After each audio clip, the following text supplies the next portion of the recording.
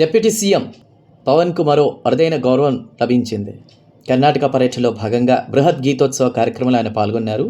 ఎక్కడో కాదు, కర్ణాటకలోని శ్రీకృష్ణ మఠం. ఆ మఠ పీఠాధిపతి ఎవరైతే ఉన్నారో శ్రీ సుగుణేంద్ర తీర్థ స్వామీజీ వారు పవన్కు అభినవ కృష్ణదేవరాయ అనే బిరుదునిచ్చారు. ఇక విషయంలోకి వెళ్తే కనుక, భగవద్గీత అనేది ఒక ఎర్ర వస్త్రంలో, అంటే చదివేసిన తర్వాత ఎర్ర వస్త్రంలో కప్పి దాచుంచేసుకుని పూజ గదిలో పెట్టుకునేది కాదు. ప్రతి నిర్ణయం మనిషి జీవితంలో సమస్యను ఎలా ఎదుర్కోవడానికో ఇది ఖచ్చితంగా అది ఉపయోగపడుతుంది భగవద్గీత అనేది అని పవన్ చెప్పారు, ఈ వ్యాఖ్య చేశారు. సో ఏదేమైనా నిజమే కదా. మీరు చూడండి, రష్యా అధ్యక్షుడు పుతిన్ భారతదేశ పర్యటనకు వచ్చి వెళ్తున్నప్పుడు మన ప్రధాని కూడా భగవద్గీతను ప్రజెంట్ చేశారు.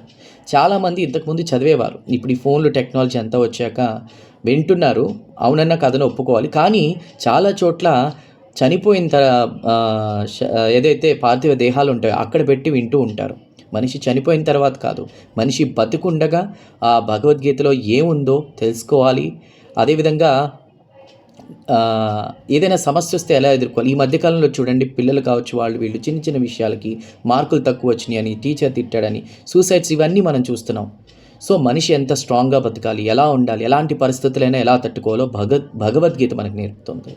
సో ఈ నేపథ్యంలో పవన్ కళ్యాణ్ గారు చేసినటువంటి ఆ వ్యాఖ్యలు, ఆ మాటలు ఏవైతే ఉన్నాయో దానికి ఎంతో సంతృప్తి చెందారు. అదేవిధంగా ఆయన్ని కొనియాడుతూ కూడా అభినవ కృష్ణదేవరాయ అనే బిరుదును సుగుణేంద్ర తీర్థ స్వామీజీ వారు పవన్కు ప్రసాదించారు, ఇచ్చారు.